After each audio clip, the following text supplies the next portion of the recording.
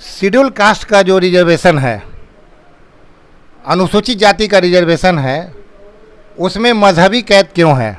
जैसे मुसलमान में भी धोबी हैं, मुसलमान में भी मेहतर हैं, मुसलमान में भी हलाल खोर हैं, आपको हिंदू समाज, बहुसंख्यक समाज में भी धोबी हैं। तो हिंदू समाज को तो रिजर्वेशन मिलता है दलित के नाम पर और मुसलमानों को नहीं मिलता है, ऐसा क्यों? देखिए, ये तो सरकार की पॉलिसी है। जो मुसलमानों में भी जो दलित हैं, आपने जो बताया, उन लोगों को भी मिलना चाहिए। ये सरकार को सोचना चाहिए कि गरीबी उन लोगों में भी है, वो भी नीचे तबके में हैं, उनको ऊपर उठाने का काम सरकार को करना चाहिए। इसमें कोई भेदभाव नहीं होना चाहिए। लेकिन ये सरकार जो है पूंजीपतियों की है, गरीबों पर कोई ध्यान देता नहीं है। धार्मिक ही आधार पर नहीं होना चाहिए। जो सामाजिक पिछड़ापन है, जो बाबा साहब ने अधिकार दिया है संविधान में, सामाजिक पिछड़ापन के आधार पर आरक्षण का, तो उस आधार पर आरक्षण को लाभ देना चाहिए। जैसे हिंदुओं में भी दलित समाज है, मुसलमानों में भी पसमानदा तबका है, तो 84 सीट भारत में लोकसभा का ऐसा है जो सिर्फ दलित हिंदुओं के लिए है, वहाँ मुसलमान, पसमानदा मुसलमान नहीं लड़ सकता है। और 47 सीट ऐसा है जो आदिवासियों के लिए है, वहाँ भी मुसलमान नहीं लड़ सकता है। यानी टोटल 131 सीट रिजर्व है जहाँ मुसलमान नहीं लड़ सकता है। जबकि आप जानते हैं कि लोकसभा में हमारी यानी मुसलमानों की ज़िंदगी और मौत का फैसला लोकसभा में होता है। लेकिन अगर मुसलमान, ख़ास तौर पे पसमानदा मुसलमान, अगर वहाँ पहुँचेगा ही नहीं, उसका भाग्य विधाता वहाँ पहुँचेगा नहीं, तो उसकी तरक्की कैसे होगी? तो मजहबी कैद जो है शेड्यूल कास्ट के रिजर्वेशन पे, वो हटना चाहिए। देखिए, अभी तो सरकार कह रही है कि मजहबी आधार पर हम आरक्षण देना चाह रहे हैं, ये कांग्रेस। तो हम तो नहीं देख रहे हैं कि धरातल पर है। जब ये धरातल पर उतरेगा तब हम इसमें कुछ कह सकते हैं। हमको देखने में तो नहीं आ रहा है कि धरातल पर है ये।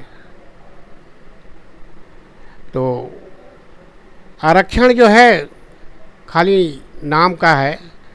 आरक्षण जो है वही विधायक एमपी वाला जो है, केवल वही आरक्षण पूरा किया जाता है। बाकी तो हमको लगता ही नहीं है 100% कि वही लोहावी है जो उच्च वर्ग के लोग हैं, और बाकी जो दलित वर्ग है, जो वंचित बहुजन समाज है, उसको आरक्षण का उतना लाभ नहीं मिल रहा है। जबकि नौकरियों में, हर संस्थाओं में इन लोगों को जो सबसे नीचे है, नीचे पौधान पर है, उसको ऊपर उठा के आगे बढ़ाना चाहिए। ये सरकार का ये दायित्व बनता है। यह संविधान में भी ये अधिकार है। लेकिन अभी तक 75 वर्ष की आज़ादी में या 76 वर्ष की आज़ादी में अभी भी लोग दबे हैं, कुचले हैं। सामाजिक भी उन लोगों का तिरस्कार किया जाता अभी भी है। तो ये भेदभाव मिटना चाहिए। दलितों का तिरस्कार किया जाता है, खासकर हिंदू दलितों का, तो उनको तो सरकार बहुत तरह का फैसिलिटी दे रही है। भारत में मुसलमानों की आबादी 16% है और लोकसभा में मुसलमानों का पार्टिसिपेशन 4% है। ये तो गलत है। देखिए, आबादी के अनुसार तो होना चाहिए, और सरकार को ये जाति जनगणना कराना चाहिए। उनके अनुसार जिसका जितना हक बनता है देना चाहिए, क्योंकि मुसलमान भी तो भारत के नागरिक हैं, खास तौर पर पसमानदा मुसलमान। हाँ, तो मेरी आबादी के अनुसार ये जनगणना अगर सरकार कराती है और उसके अनुसार अगर उनका जो अधिकार बनता है संविधान के अनुसार, इनको अधिकार देने की काम करना चाहिए। मुसलमान सबको वोट देता है, लेकिन मुसलमानों को कोई वोट नहीं देता है। मुसलमान सियासी अछूत है, ऐसा क्यों? देखिए, ये भारत जो है सर्व धर्म परी है, तो धर्म को प्राथमिकता नहीं देना चाहिए। इंसानियत सबसे बड़ी धर्म है। इसको लेके चलना चाहिए। और मुसलमान भी हमारे देश के नागरिक हैं, उनका भी हक है, उनका भी देश है और देश के लिए उन्होंने भी कुर्बानी किया है। तो मेरे ख्याल से भाई उन लोगों को भी जो हक हिस्सा मिलना चाहिए संविधान के अनुसार, भारत के बाबा साहब के संविधान के अनुसार उनको भी हक मिलना चाहिए। बिहार विधानसभा में 38 सीट शेड्यूल कास्ट के लिए और 2 सीट आदिवासियों के लिए रिजर्व है, यानी 40 सीट पर मुसलमान नहीं लड़ सकता है। ठीक है। दूसरी बात यह है कि मुसलमान जहाँ बहुल क्षेत्र, जहाँ मुसलमान बहुल इलाका है वही सीट रिजर्व हो जाता है। तीसरा यह है कि आपको, जैसा कि मैंने बोला कि मुसलमान सियासी अछूत है, उसको वोट नहीं देता है और मुसलमानों पर परिसीमन की भी मार पड़ती है। जैसे आप जहाँ बैठे हुए हैं कुम्हरार विधानसभा, किसी ज़माने में यहाँ पर मुसलमान 1 लाख हुआ करते थे, जिसको पुराना में आप देखिएगा तो पटना सेंट्रल कहा जाता है। अभी है कि पटना साहिब में चला गया कुछ इलाका बांकीपुर विधानसभा में चला गया और आप यहाँ पर सिर्फ 35,000 हैं। तो मुसलमानों के साथ सौतेला व्यवहार होता है, ये तो नहीं होना चाहिए। और उसके अलावा मुसलमानों की आबादी बिहार में 19% है और नहीं बोलना चाहिए हमको, यादवों की आबादी 14% है। लेकिन अभी बिहार में 40 सीट है तो 40 में यादव 11 लड़ रहे हैं और मुसलमान को सिर्फ 2 सीट मिला है। तो क्या मुसलमान ठगा हुआ महसूस कर रहे हैं? ठगा हुआ 100% महसूस कर रहा है। देखिए, आरक्षण का है कि जो इलाका बहुल मुस्लिम क्षेत्र है वहीं पर लोगों ने, ये चुनाव हो या भारत का सरकार हो, चाहे केंद्र की सरकार हो या जो सरकार की नीति हो, ये गलत दुरुपयोग कर रही है। ये उसी को लोग आरक्षित कर दे रहे हैं, ये गलत है, इसका नहीं होना चाहिए। ठीक है, सबका ये, और ये आरक्षित कर रहे हैं तो उसको जो मुस्लिम दलित में आते हैं, जो वर्ग आता है, कम से कम ठीक है, सबको नहीं, मुस्लिम दलित वर्ग को भी अधिकार प्राप्त होना चाहिए कि वो भी चुनाव उस जगह से जो वंचित क्षेत्र है वहाँ से उसको भी अधिकार, बराबर का अधिकार मिलना चाहिए। जिस तरह SC ST का जो अधिकार है उसको भी बराबर का अधिकार मिलना चाहिए लड़ने का, चुनाव उस क्षेत्र से वो भी लड़े ताकि वो भी लोकसभा और विधानसभा में वो अपना अधिकार प्राप्त कर सके, वहाँ अपना पटल पे बात रखने का योग बन सके। परिसीमन आयोग में भी मुसलमान को रखना चाहिए ताकि उनके साथ सौतेला व्यवहार नहीं हो सके। बिल्कुल रहना चाहिए, मैं भी इसका समर्थन करता हूँ, परिषद में रखना चाहिए। हमसे बात करने के लिए बहुत बहुत शुक्रिया।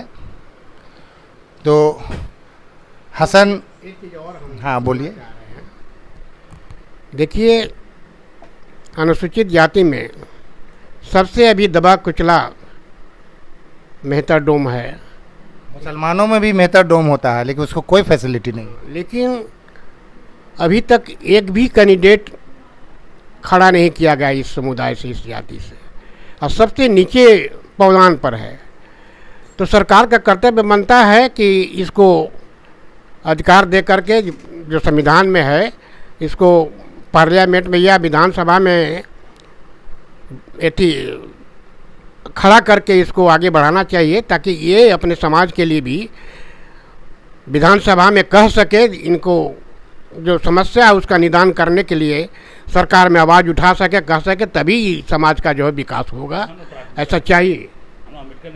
और अम्बेडकर नेशनल कांग्रेस इसी उद्देश्य को लेकर चल रहा है कि जो सबसे नीचे तबके का है उसको हम लोग आगे बढ़ाएंगे और एक समीकरण बनेगा, वो अनुसूचित जाति, अनुसूचित जनजाति, मुस्लिम समुदाय को लेकर के समाज अम्बेडकर समाज कल्याण आगे आएगा।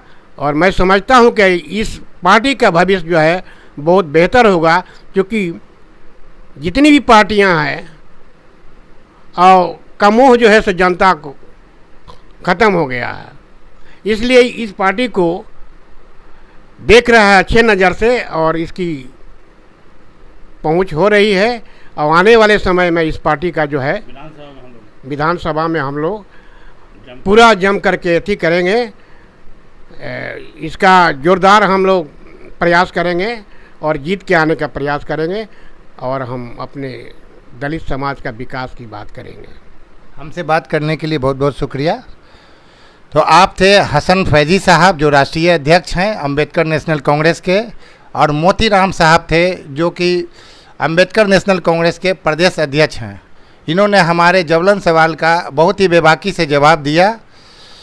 इसी के साथ इजाज़त दीजिए, फिर किसी नई वीडियो के साथ आपसे मुलाकात होगी। तब तक के लिए जय भारत, जय संविधान, आदाब।